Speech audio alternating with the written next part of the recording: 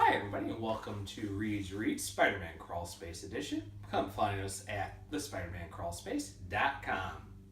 Well, I'm back. Been gone for a couple weeks because of various reasons, health, busy scores, and so forth. But I'm here to review, of course, Champions 7 and 8 by Mark Waid and Humberto Ramos. So let's get right to the pros, everyone. First of all, there was a nice little conflict of interest that dealt with the freelancers Mark Waid painted between them and the champions. I kind of like the fact that they have these opposite powers. They're kind of a well-known team, but they're a for-hire team. But what was really interesting, and Mark Waid did try to pop in believability with people faking crimes, doing stunts like this to blame the champions for what they did and kind of turn the public against them. And I really like the battle between them, especially with the resolutions with both Ms. Marvel and especially Miles Morales as they come up using both their powers and their mantra to actually defeat the villains.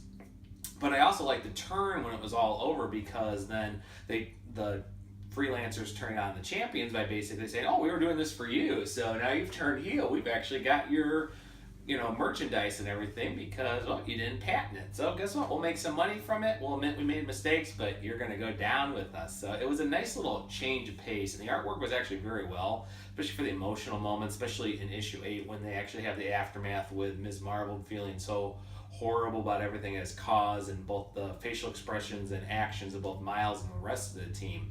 And I'm definitely going to give huge props because Viv the Vision's daughter, has been really pushed really nicely, which leads to the cliffhanger of the story. And I really do like the relationship they have between Amos Chow's Hulk and Cyclops, which is a really nice little parallel.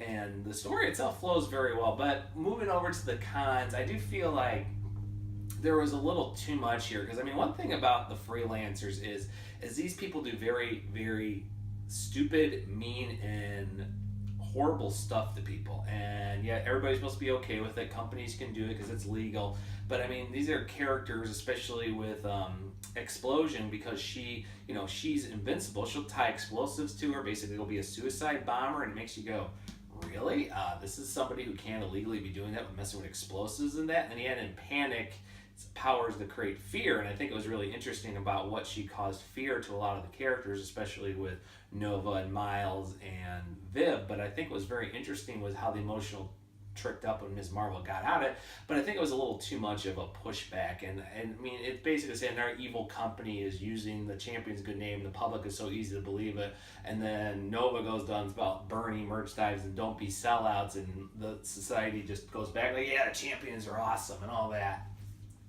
I think it was a little too quickly resolved, but I did like a lot of the character interactions. There was more character interactions, and the Freelancers is definitely an interesting villain team, but I don't know if it's really the punch that you need to. So I'm going to give the whole story arc, including issue 6, I'm going to give it a B+. It was really nice. It had a flow. It had a beginning, middle, and it kind of put the champions in an interesting spot, and I love the Vision's interaction, especially with Viv, his daughter, and leading up to her one-shot coming up. So I'm going to keep it up there. I will throw a little bit with Uprising, because Miles and the champions are involved with there. The story's not bad, but at the same time, it feels like we kind of got this small little piece of the puzzle that's probably going to just be a little individual stories from Secret Empire.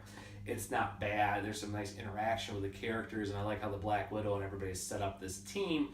But in the long run, it's nothing special with Secret Empire, and I'm not even going to go into that series right now because I'm not reading the main book. So if you want to check it out for some nice things with the characters, the champions, and that, definitely pick it up. It's definitely a B story, but it's nothing really memorable or probably will have any impact in the long run.